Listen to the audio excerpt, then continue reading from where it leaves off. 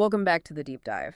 Today, we're looking at a story that, honestly, it fundamentally changes how we think about trust and scale meeting decentralization. We're seeing the world's largest asset manager, BlackRock, embedding its flagship tokenized fund much deeper into the on-chain world. Okay, let's unpack this. Our deep dive is all about BlackRock's USD Institutional Digital Liquidity Fund. You probably know it as BUIDL. And it's making this huge strategic move, expanding its access and, maybe more importantly, its utility directly onto the BNB chain. This isn't some small pilot program. This signals real institutional trust meeting blockchain at, well, the highest level. And what's so crucial for you to get right away is just the sheer size we're talking about. The sources are all clear on this. BUIDL is the world's largest tokenized real-world asset, an RWA. So this fund, it's designed to give qualified investors access to tokenized US dollar yields. I'm talking about tokenized treasuries mainly. Foundational, stable capital now flowing on-chain. Right. And whenever you see capital of this magnitude moving, you know that compliance and security they're completely non-negotiable. This whole thing is only possible because of some very specific, very regulated partners. We should probably establish who they are right at the top. Precisely. Yeah, let's start with Securitize. They are absolutely indispensable here. They're the regulatory and the technical infrastructure. It's not just software. They are the entire institutional-grade RWA machine. Okay, so when you say institutional grade RWA infrastructure, things like digital transfer agency, can you just translate that for us? Does that basically mean they're managing the digital ledger of who owns what, replacing old school brokers and paper trails? That's a perfect way to put it, yes. They are the bureaucratic layer, but fully digitized. They make sure every single investor is qualified, that the tokens map one-to-one with the actual treasury assets, and that the whole system stays compliant. And, their scale over $4 billion in assets under management, that kind of proves they know how to handle institutional compliance. Got it. And then the source material also mentions Wormhole. It's a brief mention, but sounds critical for this to actually work. It is. Wormhole solves the interoperability problem. Yeah. Specifically for an asset like this that carries so much regulatory weight.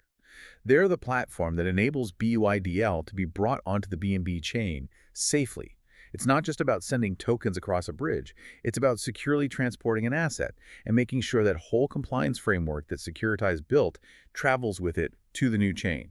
Without that, BUIDL is just stuck in a silo. That makes a lot of sense. So the compliance is baked in, the asset can travel. Okay. But let's get to the why. Why BNB Chain? Why did BlackRock choose that specific venue for this big expansion?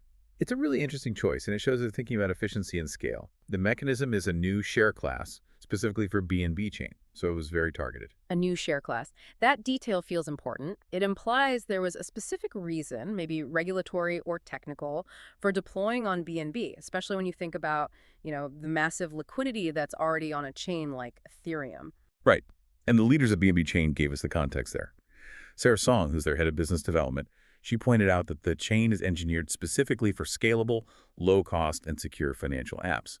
So while Ethereum might have more DeFi liquidity right now, an institutional deployment on this scale it demands really high throughput and super low transaction fees. So the logic is that the long-term savings on cost and the ability to scale for huge volumes, that outweighs the immediate draw of existing liquidity pools or building for the future, not just plugging into the present. Precisely. This move is all about blending that bulletproof institutional security from BlackRock and Securitize with the practical accessibility and speed that BNB Chain offers. It's a forward-looking move. Carlos Domingo from Securitize even said this reinforces their whole mission to bring regulated RWAs on-chain and get past the old, slow legacy systems. Okay, that sets the stage perfectly for, I think, the main event here, the big insight. Let's shift from what BIDL is to what it now does now that it's on the BNB chain. And this is the monumental news. BIDL will now be accepted as collateral on Binance. This is the aha moment. It really is.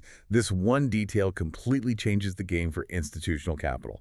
Think about it. A tokenized treasury is safe, it's yield-bearing, but traditionally, that capital is pretty static. If a fund holds that asset, the capital is just sitting there. It's earning yield, sure, but they can't use it for anything else quickly. Yeah, it's the classic opportunity cost problem. Your assets are safe, but they aren't working for you. They're tied up. Exactly. And now, that problem is it's shattered. By being accepted as collateral on a massive platform like Binance, those tokenized treasuries instantly become active, super efficient working capital. An institution can keep its exposure to the safe yield of BUIDL and at the same time use its value to secure a new trade or deploy capital somewhere else, all without ever selling the underlying asset. Wow, so it just removes all that friction, all the time delays you'd see in traditional finance when you try to get leverage. Can you just walk us through what that means in practice? Real-time collateralization. Well, in the old world, if you wanted to use a bond as collateral, you were looking at multi-day settlement times, counterparty risk, complex legal papers. The capital is slow. With this on-chain, the whole process is instant. It's verifiable, it's programmable, it just opens up these hyper-efficient ways to use your capital. You're turning a static, safe asset into a dynamic tool for leverage. This feels like the true evolution we've all been waiting for in the RWA space. BUIDL isn't just a digital receipt for a treasury fund anymore. It's becoming a fully programmable financial instrument. That's the core concept. This is why the sources are saying that tokenized assets are not an experiment anymore. They're becoming part of the plumbing of global markets. This level of capital efficiency where safe assets can be leveraged in an instant, that's exactly what BNB Chain has been talking about with their vision of connecting innovation to real-world utility. Okay, so beyond that incredible utility as collateral, what about the other benefits for the investor? What are the immediate, tangible improvements now that this product is running on the BNB chain? The benefits are huge, and they're all about getting rid of the constraints of time and geography that you find in legacy finance. The biggest one is 247 global access. Continuous.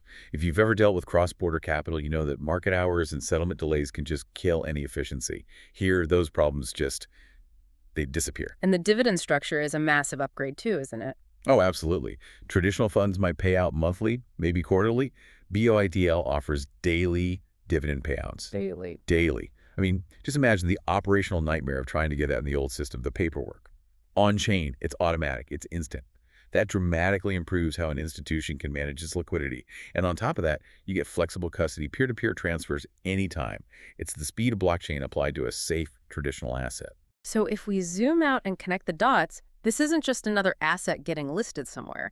This is BlackRock laying down a powerful foundational piece of the Web3 economy using their trust and compliance as the bridge. It says so much about where finance is heading. Sarah Song said this enables, and I quote, entirely new types of investment strategies on-chain. Strategies that were just technically impossible before or way too expensive when all this capital was locked up in the old systems. And Carlos Domingo from Securitize really hit that home, saying this unlocks new forms of utility that were previously out of reach.